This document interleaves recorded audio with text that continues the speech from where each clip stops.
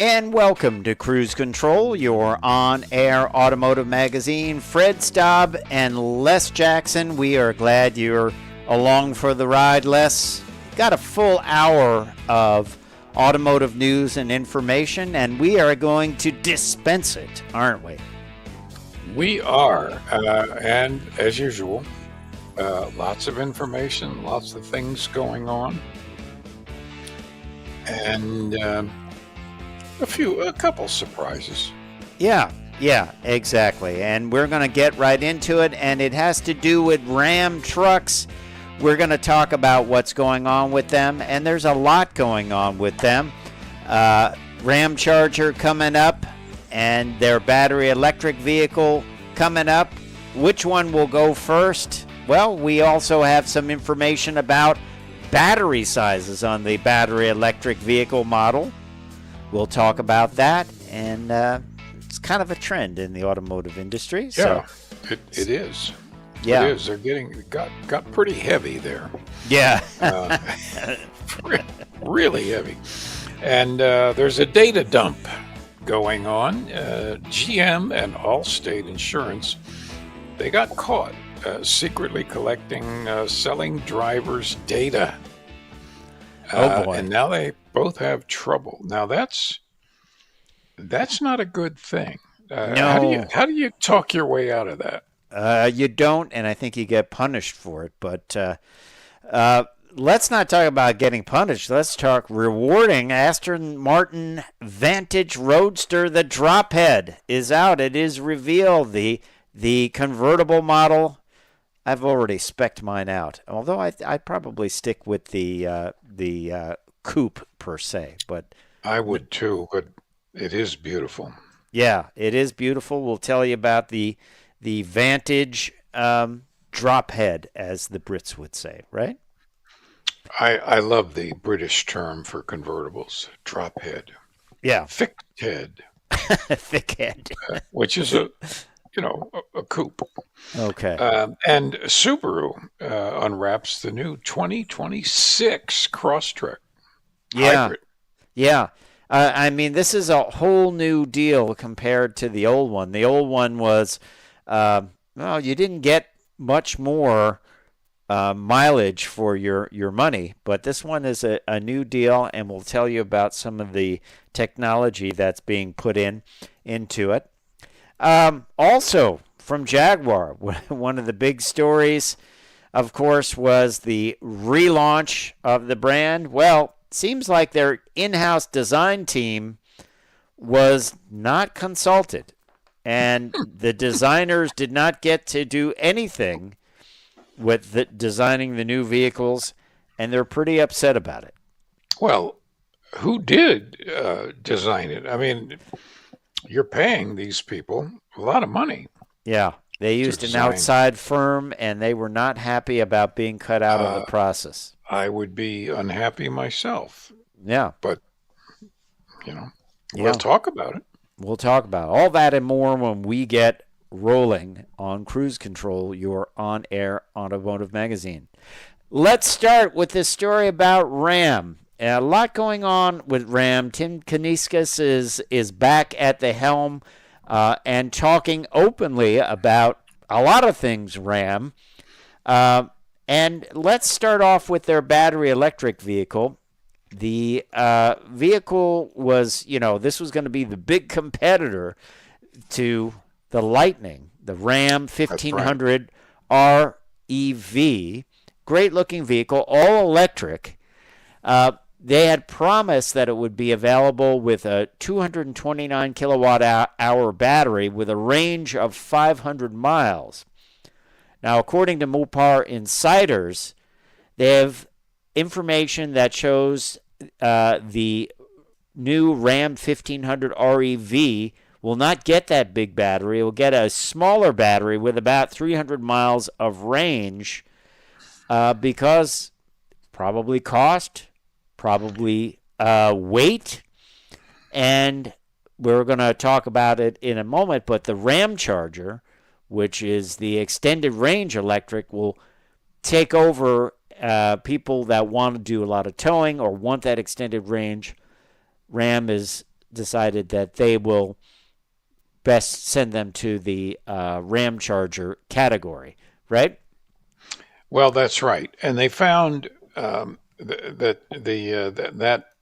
massive battery for the 500-mile range vehicle truck didn't help at all if you were towing anything, because when you're towing or driving really, really fast, you're using up your kilowatt hours just like you would be using up fuel.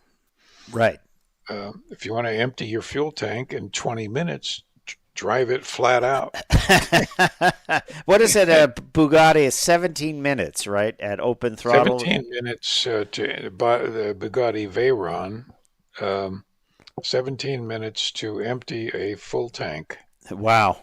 At when your foot is down on the floor. Well, so it's once again, we've been saying car, Stellantis is open about their plans. They realize that probably they're going to have to make the battery electric too expensive with that big battery, heavy. As you said, it's not going to really help you with towing because you're still going to deplete it. And the better bet, if you want to do towing, would be to go with the Ramcharger. And the Ramcharger is still planned to come up. It is going to have a Pentastar V6 that will charge the engine, charge the battery, and 92 kilowatt hour battery that's good for 145 miles of range. But when you factor in that the battery is going to be replenished by this gas engine, you get more than 690 miles of range. And that's going to help with towing as well because it's got 663 horsepower, 650 pound-feet of torque. And actually, that's more than the battery electric version of the Ram. On the Ramcharger, towing capacity is a class-leading 14,000 pounds, and payload is also class-leading at 2,700 pounds. Seems like a good move here, dropping the big battery, doesn't it? It sure does. And once again, it shows you how quickly engineers can come to the rescue. Yeah. Just, okay, well, yeah, we can move this. We can do this over here. We can throw that in, and you're going to love this. So good I'm just really impressed with what Stellantis is doing, and all of this doing is less than 2 months old. Do you think, and I think we will see this, but I want to get your take on it. Do you think extended range electrics, so we're going to see a lot more of them, and maybe they make better sense for large pickup trucks, large SUVs? I think for a pickup, it makes much more sense, and a large SUV. Which is a pickup, basically, with a back on it. Yeah, which is a pickup.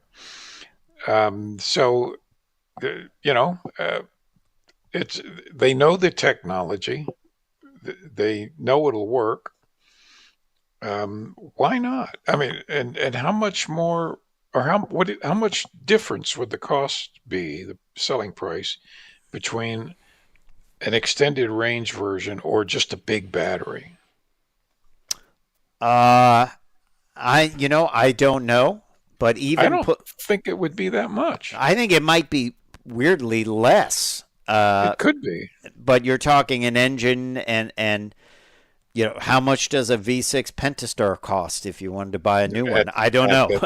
At the factory level, just a few hundred. I mean, what? It's not much. A full engine, a full size V6? Absolutely. Wow. Well, the other thing is too. This is sort of like, it goes back to the Chevy Volt, the vehicle that GM could not explain to anyone. This is what it was. It had a four-cylinder engine that would act as a generator that would charge up the battery, and that's how you drove. The engine didn't connect to the wheels. It only was charging the battery. It was ahead of its time. GM couldn't explain it, as does GM. Normally, they get something right or on the right trail, and then they cancel it, right? Well, They should have kept going with that. They it could. wasn't selling, so they canceled. People that have them love them. I still like the ELR, the Cadillac version. I Yeah, thought that looked wild. I thought it was it did. It you did. know, That I would be an sometimes interesting car car to to get. have. Yeah, it would. It would. So we're gonna have another extender story here, engine extender story here. But the other thing that Tim Kinesis says, if Ram is to be successful, they can't be a real truck brand until they go after the Toyota Tacoma. So he's saying now that the Classic is gone, the Ram Classic, he's got nothing to sell in the sub $55,000 price point, and he wants a smaller vehicle, like maybe a Rampage. Remember the Rampage? Oh, yeah. Now, here's trivia for you, put you on the spot. Rampage was built on the what chassis? Car-based chassis. I don't know. Dodge Omni. Wow. Yeah, but Wow. I Seems always like a light chassis, but well, this would be they have a small Ram, the Ram 1200, which is sold around the world. That could be an option for it, but it could be something else. But the last Ram wasn't even a Ram small truck. It was the Dakota, which it was, I believe, never sold as a Ram. Maybe I'm wrong. I think it was sold as a Dodge. But they do need a smaller pickup truck. You think Ford Maverick, they want to play in that field, and it's a good field to play in, isn't it? it is. You have to play in it. So I'm quite sure 6 months from now we'll be talking about the new Ram. Whatever they call it. Yeah, whatever they want to call it. Yeah. I think so too. And Tim Kaniskas is looking at things in the $38,000 or lower price point. Mm-hmm. So does it compete with Ranger? Does it compete with Maverick? Do they compete with Ranger to begin with and then bring out something still smaller to compete with Maverick? I think that would be a great idea. But who knows? It would be. But who knows? We'll have to see, and we'll keep you up to date on Cruise Control on that. We're going to take a short break and be right back on Cruise Control.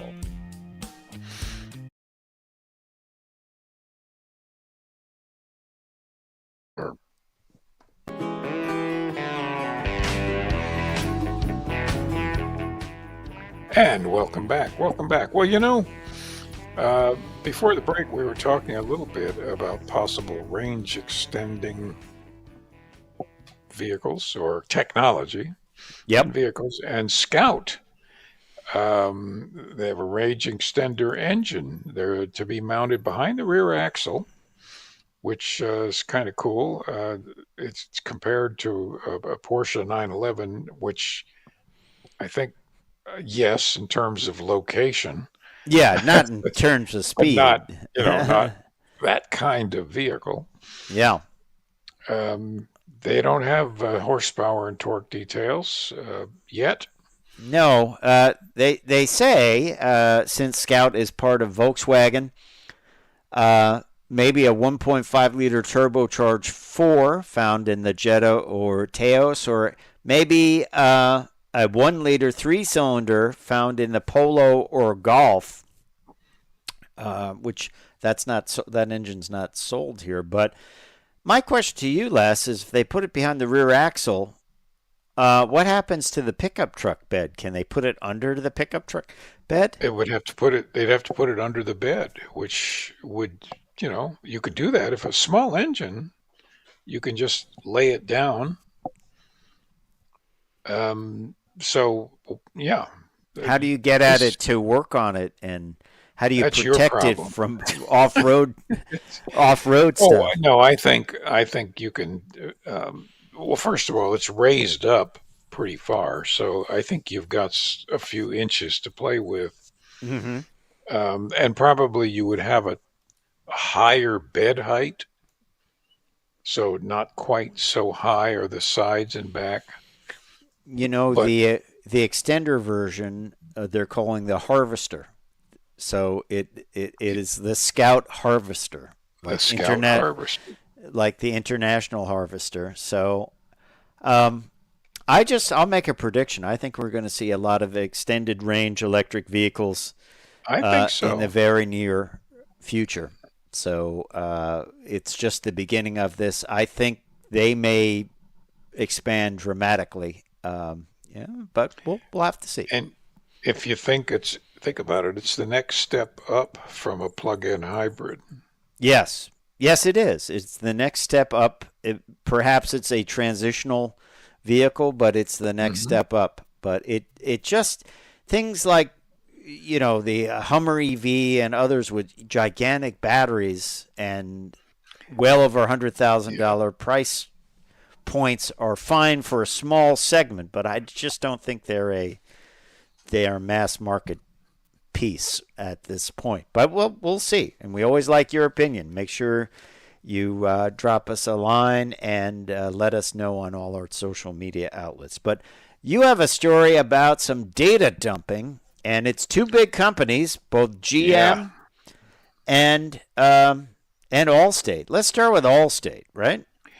Yeah, it turns out in Texas, the Allstate company has the state attorney general says that Allstate has been acquiring and reselling the smartphone data of millions of drivers. This is kind of a wake-up call. Yeah, and they've sued the Allstate company and its subsidiaries, saying that they acquired trillions of miles of road data from 45 million drivers. Wow. So this is a massive amount of data, and paying third-party developers to relay the private information. So I would not be happy about that if I were one of those people. No, I mean, this is a major problem. I think I told the story working in the internet content business early on, and no one knew how to monetize it, right? Oh, do we run ads or whatever? And then you started getting these great free apps. Well, you know why they're free? Because they're using your information to finance them. That's why they're free. Yeah. And that's why you get a lot of free apps. But this is going to be a big story. Remember, too, and our next story, which is also a data dump story, has to do with GM. GM, the Federal Trade Commission, is banning GM from selling your driving data for 5 years. Remember, manufacturers want this data. They want to own this data. Yep. That's why they don't want Apple CarPlay and Android Auto. They want the data so they can continue the revenue stream. It's not good enough to make $25,000 off of you when you buy a large SUV. They want to keep the payday coming, right? That's right. So they're selling data related to hard braking, speeding, late night driving, which opens up a whole other can of worms. What if you work late at night? That's not like... That's right. That's not a negative. Right. If you go to work at 12 midnight, you can't charge someone more money for that. Yeah. So they're banned for 5 years from providing geolocation, driver behavior, from customers with consumer reporting agencies. And this is, I mean, come on. It's just not right that they would be sending real-time information about what you're doing behind the wheel when whatever you're doing results in no claims or anything like that. Yeah, I think one way around is say, okay, if you want to do this, every month you have to send a statement with all the data that you collected. You have to send it to the person, all the data you collected where you sent it to, and how much money you made. How's that? So make it so hard. Exactly. It's like, oh, we made $10,000 off of you, and we sent it to your insurance company, so you'll be getting higher insurance rates. I mean, this is one of the things some of the manufacturers wanted to get into insurance. And why would they want to do that? Because they'll say, oh, well, we'll just monitor your driving right from your car, and then we'll base your rate on that, right? And it's insidious with GM because they're enrolling customers in OnStar, but not telling them that it's disclosing their geolocation when you have OnStar. Right.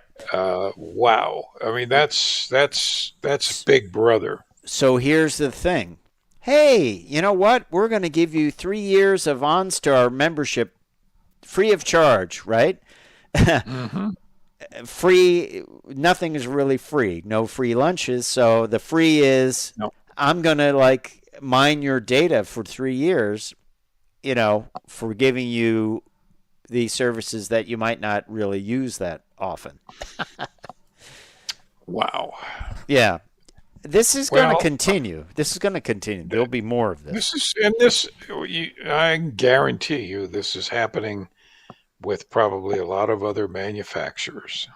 Yeah. Oh, I believe so, because this and paid apps or paid services will keep the flow of cash coming in, and they and it's direct to the manufacturer. It's not even a dealer thing where they give you a free oil change and then they say you need a front end rebuild, and I'm not letting it off the lift until you do it.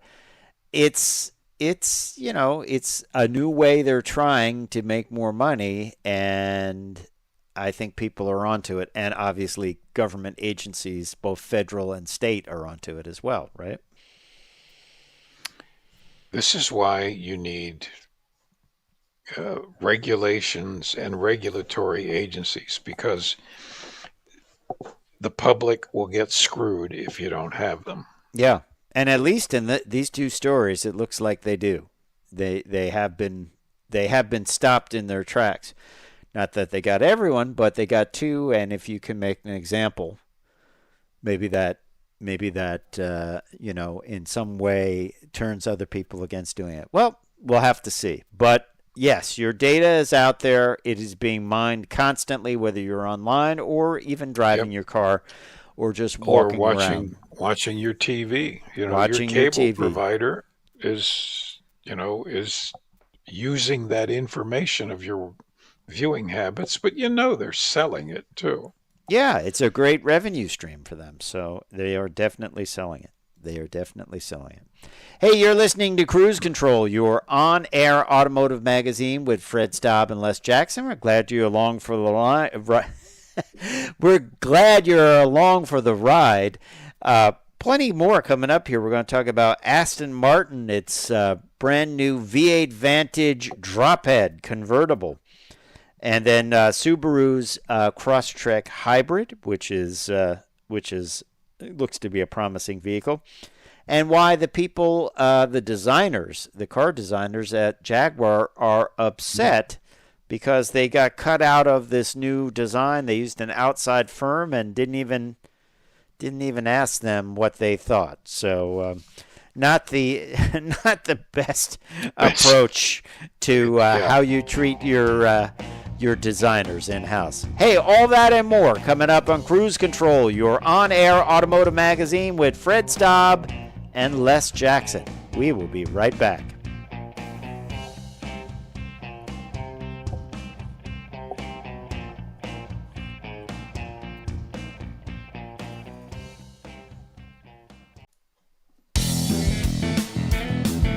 Cruise Control. Welcome back to Cruise Control. This is your on-air automotive magazine, and I love talking about this brand, Fred. Oh. I love it. I've always loved it. Aston Martin. It has nothing to do with James Bond. It has everything to do with just beautiful, classy, high-performance sports cars. Yes, I've said it before. They do make a statement. It is not an in-your-face statement, but it actually is a very strong statement. I would love to have an Aston Martin. I think they're I incredible. would, yes, I have always hoped someone would give me one. Um, How's that working out? so far, counting today, not well. Well, maybe I don't know. Maybe that there's a new drophead version of it now, the Vantage. Maybe Right. maybe that will maybe that will make them talk about doing that. Who knows? But this is the Vantage Roadster. It is. People have been waiting for this. It is the most potent front-engine, rear-drive sports car now available with open-air driving. Very stout. V8, 665 horsepower, 4-liter twin-turbo engine. Sort of like what I think they should have done with the Hemi, made it a smaller displacement Well, and yes, twin-turbo. yes, but this is smooth power. Smooth power. The fastest folding electric convertible top, Man, which is 6.8 seconds. that speeds up to 31 miles an hour. I would never Yeah. do that.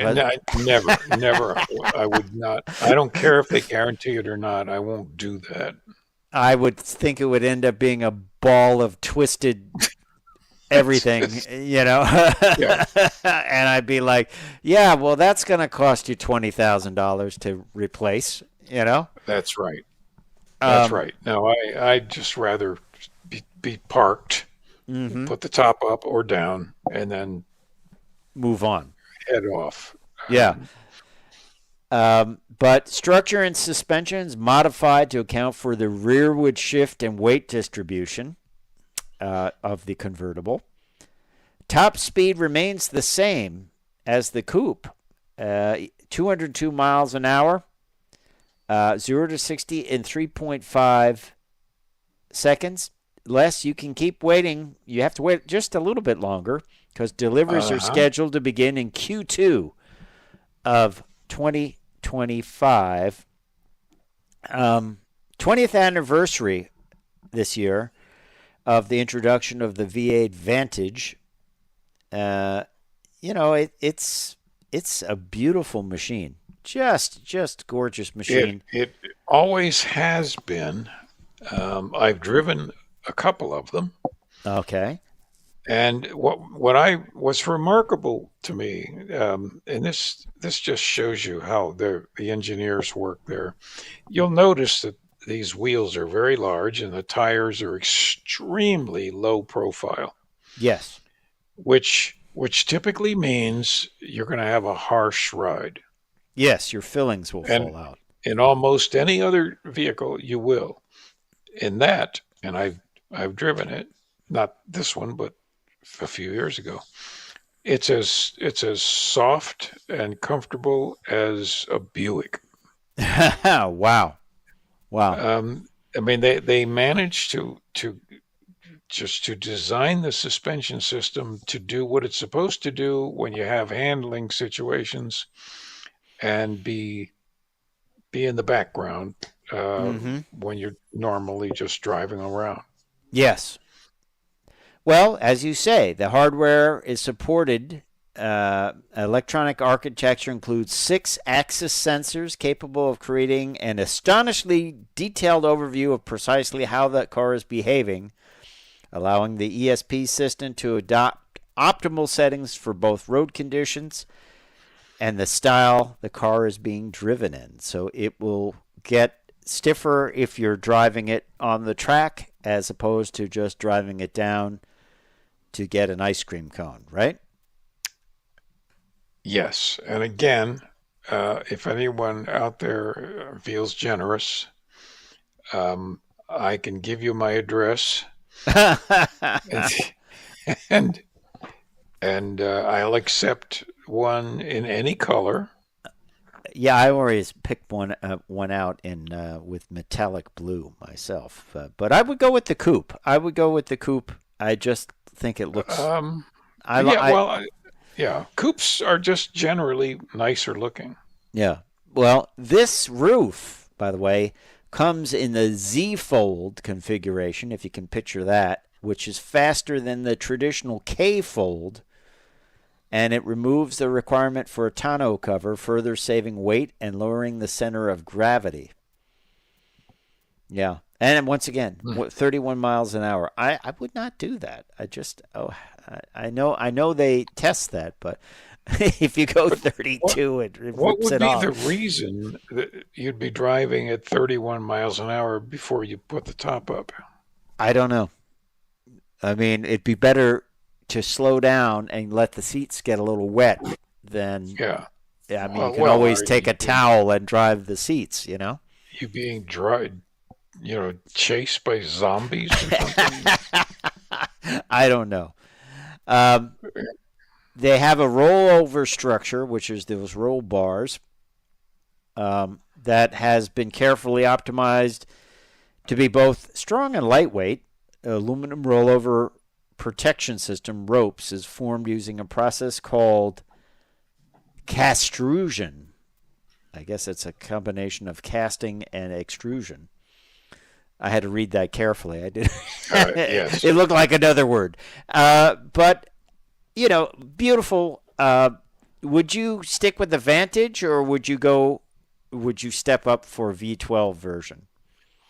No, the Vantage is fine. I've always been. You could sneak by with 665 horsepower. I can make do. I'm willing to make the sacrifice. Yeah. Besides, V12s just suck up a lot of fuel. Yeah. And I've never particularly trusted them. I have to say those seats reliability look a little harsh, maybe, that they might not be as comfortable, but I guess I'll just have to try it at some point. What do you think? You have to try. Oh, no, trust me, they're comfortable. Okay. All right. Well, there you have it. The Aston Martin. Pricing, I don't know. We have no pricing on this. What do you think? 300? Around that, about 275. Okay. And you can, whatever color, inside and out you want, you can bring a swatch of drapery or clothing or some kind of heirloom clock, and whatever. If that's the color you want, they will paint them. You know why that is, Les? You know why they will do that? Because why? Because oh no, it's bespoke. It is bespoke. Damn, you got me. You got me. I walked into my own. Yeah, you set yourself up for that. You did a pre-launch of that, so I deserve that. The bespoke vehicle. That's what it is. That's it. Yeah. A lot of options on trim, and I actually went through the configuration online. A lot of wheel choices, a lot of. Yep. I think there's 15 choices for brake caliper colors. There's a lot of choice there. So you should go to a dealership. They have beautiful furniture quality displays of all the different woods and the different leathers, and it's just gorgeous. I might get talked into buying one, though. Hey, well, let's look at the payments. So yeah. I don't know. But here's a vehicle that's a little less expensive. You could get one of these to run around in when you had your Aston Martin Vantage, and that is the all new hybrid version of the Crosstrek from Subaru. Yep. Now this is the new generation. The old generation was not that great. It was a plug-in hybrid. It did not really give you too much advantage over a regular non-hybrid Crosstrek, but things are different now. It has a Subaru Series Parallel hybrid powertrain featuring a 2.5-liter Subaru Boxer engine. This has the new Atkinson cycle engine, Atkinson Miller cycle, which puts out about 152 horsepower. And then they couple it with a transaxle and electric motor generator, and the whole deal is rated at 194 horsepower, which is a little less than we figured, but still the most powerful Crosstrek ever made. The transmission is a CVT, but it uses planetary gears. It is not a Kevlar belt type transmission. So that is good. That is good news for durability. And it gets the updated eyesight system as well. The theory is, we don't have a lot of information on this, but the theory is that this will get almost a 600-mile range between the hybrid system and the gas engine and all that, and the whole deals. We don't know the mileage, but it upper 30s at least. And it will be available, we think, on all levels of trim, from the Wilderness on down. So I think this is a great step up. This is the same system that will be used on the Forester hybrid. And I think it's a step in the right direction for Subaru. What do you think? I think it is. And the current Crosstrek is actually a very, very nice car. Oh, I love it. Yeah, it's a nice vehicle. So this is a step up. And if you're wondering, it is a mechanical all-wheel drive system. There is a drive shaft going back to the rear wheels. Unlike some others, I believe the RAV4 is just electric motors in the rear wheels, which is not terrible. But new display, electronic display for the hybrid. It will even show you the navigation right in front of the driver's screen, which is always nice. We don't know pricing on it. We don't know actual range. We don't know actual mileage. We do know that it will be available on different trims. And I just think it's a great thing. The one hit against the Crosstrek was a little down on power, and now this should fix that, because you'll get that shot of electricity right off the line. And I think that 194 will probably feel like a lot more horsepower in the seat of the pants, don't you?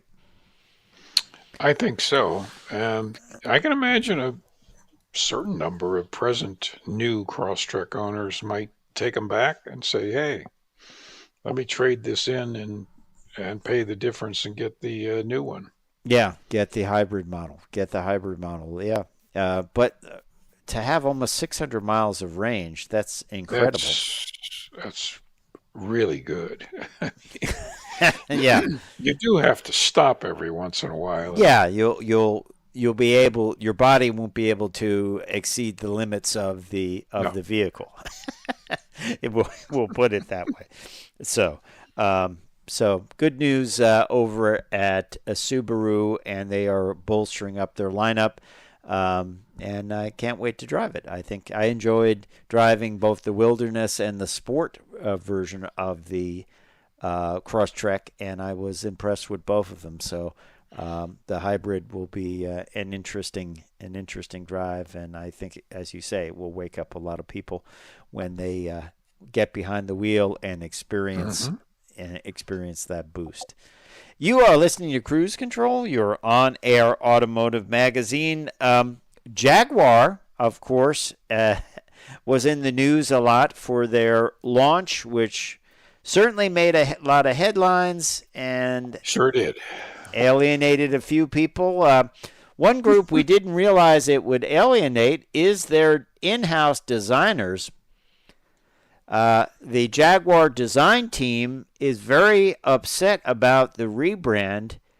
They were unhappy with everything from the fonts to the way it was done. And according to a story from Autocar India, Jaguar's own design team were cut out of the project. They were not consulted. There was an outside agency that did this, and they were so upset that they all sent a letter to Jaguar's chief creative officer, Jerry McGovern, and it was signed by 25 members of Jaguar's design team. They didn't like how it was handled. They didn't like how an outside agency was used to design the car, that they had no input into it. Can't say I blame them. Do you? Well, not at all. I mean, at the very least, they should have been consulted. And now they're stuck probably having to make a ton of changes to something they didn't design in the first place and probably don't like. Well, I think this was done as an art project more than a car. I think so too. Like what they showed was an early stage concept down at Art Basel in Miami. The crowd that was down there were artists. I don't think they care or know that it's an early stage prototype. It may not look like that. I mean, we've seen camouflage prototypes driving around. It has the basic proportions, the big hood and all that. But I think it's because Jerry McGovern is running this, and he's an art guy, and nothing wrong with that. But you got to be a car guy too if you're running an automotive. Well, that's right. They need product. Right now, everything that they've got is kind of old. They're not building new vehicles. They built them and now they're going to sell them. That's the idea. So I wonder where this will go. I wonder if a lot of the designers might walk. I still like the F-Type. I still think F-Type's that's a cool looking vehicle. Yeah, I saw a lot of them in Europe. One that was all blacked out. It looked pretty sinister to me. Black paint with black wheels and the black trim. It was pretty sinister looking. It was a cool looking car, but we shall see where that goes. Once again, I wish Jaguar well, because we need a bunch of brands to talk about on Cruise Control, don't we? And we don't need the artist's concept. We need hardware. That's right. It's, as Bob Lutz said, it's all about the product. And it's so true, and sometimes people don't get it, but it is all about the product. If you're selling cars, you should have them to sell. Yeah, it's not about hamsters. It's not about rock stars. Oh, I did like the hamsters, though. I love the hamsters. The hamsters were good. But they also happen to be in a good product. Yes, that's good. Yeah, they were fun. But anyway, let's move over to Mazda. It's a good news for Mazda. I was actually just in their CX-5 crossover, and we'll have a At the Wheel review coming up. But hard to believe, the CX-5 crossover is 10 years old. Yeah. And the last time it was all new was 2016. That's pretty amazing and old. It's old. By car standards, it's old. Now, there was some talk that there was going to be no new generation of the CX-5 because they came out with the CX-50, just like they came out with the CX-30.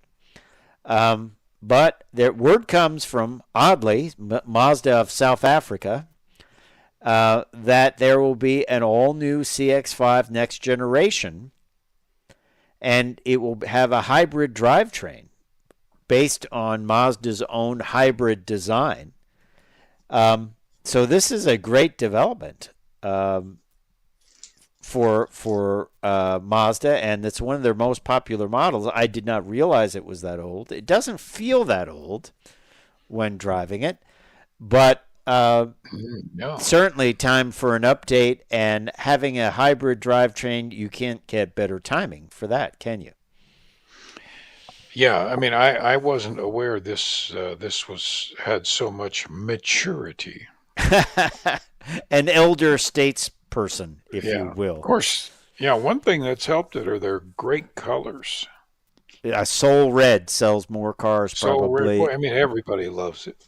Yeah, well, it's a great color. It looks incredible in the sun. And I tell you one thing, they've got to.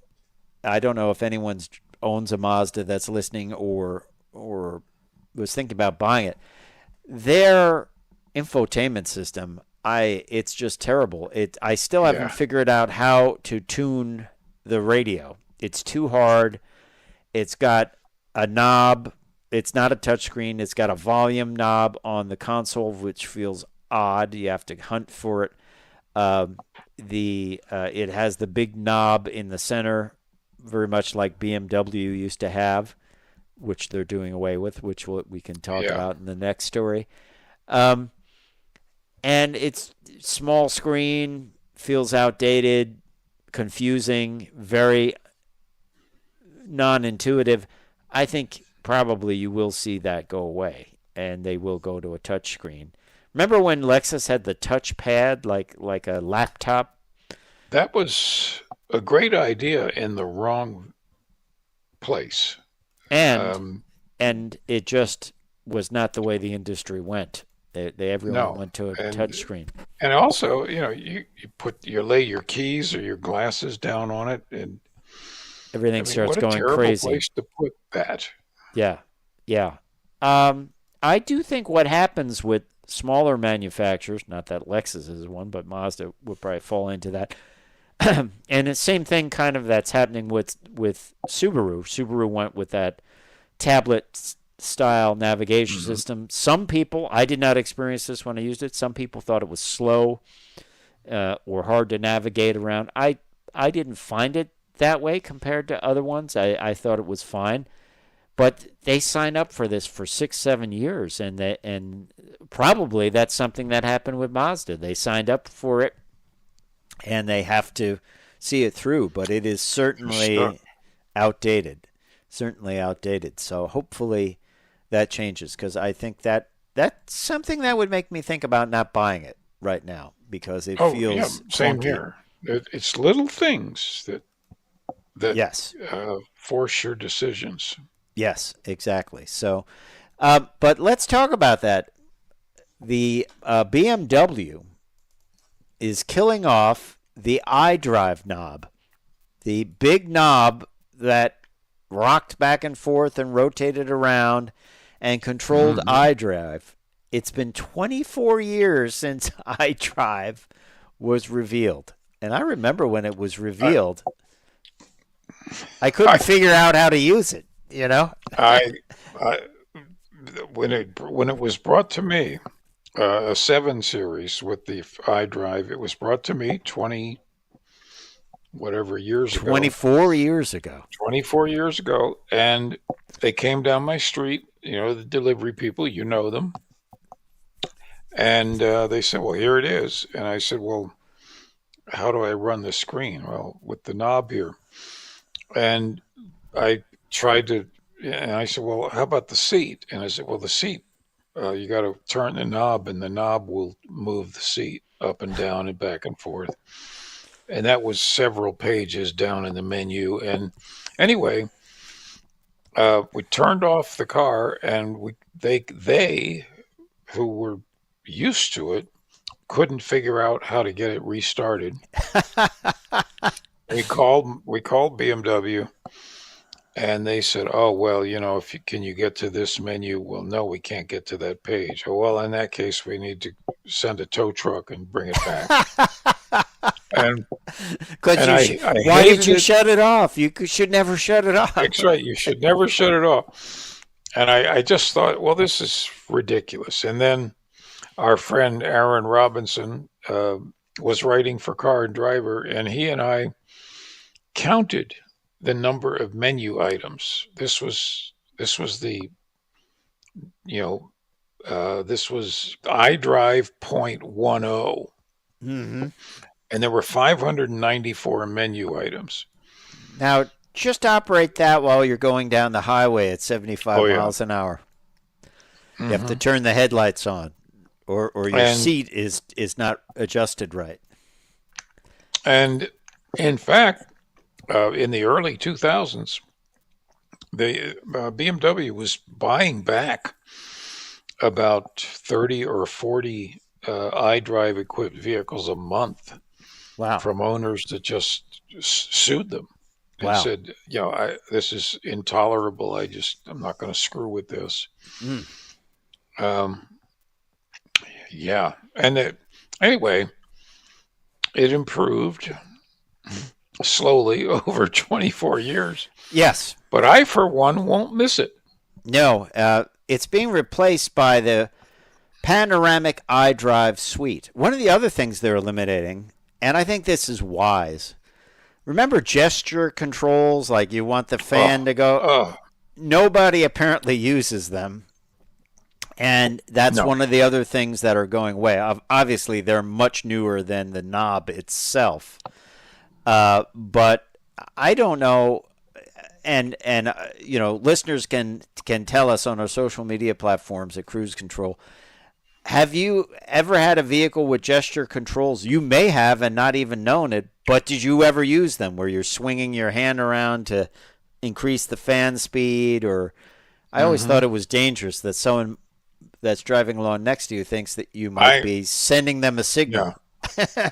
I had a Mercedes with that. I was testing and I was playing with it, and people, driving by kept looking at me like I was. What? Yeah. Sick. What's his problem? He's trying to get our attention. It's just a stupid idea. I mean, it may be fine for your television set at home. I don't know, but just because you can do it doesn't mean you should do it. Yeah. The other thing that bothers me, turning into a promotion. Here we go. I don't like the speed-related volume control on cars. It freaks me out. If I have to get on the highway, I don't need the radio to go up in volume. You know what I mean? I shut all that stuff off. I just don't need it. I find it doesn't bother me, and I find that generally it doesn't work very well. Yeah. I find it comes up when you don't want it to come up, Like, I have to make a lane change. I want to concentrate on the lane change. I don't need the radio to get louder. I don't know. But there's a lot of technology that trying to solve a problem that is not a problem. That's what I think. If the radio's low, make it louder, My biggest complaint about cars of all kinds is those that when you hit the lock when you're getting out of it, it blasts the horn. Yeah. And it's loud. I mean, there's no reason for that. It should just be a very quiet little boop, or something. Yes. But it's just very loud. Yes, I've had that where the horn is super loud and it's like I just wanted to lock the car. Yes. I don't need the lights to stay on. I don't need all of that stuff. I could shut all that off. The fact that the lights come on or stay on in some cars, headlights when now you're always looking to make sure it turns itself off. Yes. And then one last thing before we go on this. One last thing is people that don't know how to use their automatic lights. And so their daylight running lights are on, but they have no tail lights at night because they don't know how to use it. Pet peeves. Yep. Pet peeves here. We experience a lot of different vehicles, so we know what works and what doesn't. Yeah. Well, we appreciate you listening to Cruise Control. We're glad you did. Time for me to say, I'm Fred Staab. I'm Les Jackson. We are going to see you down the road on the next edition of Cruise Control. See ya.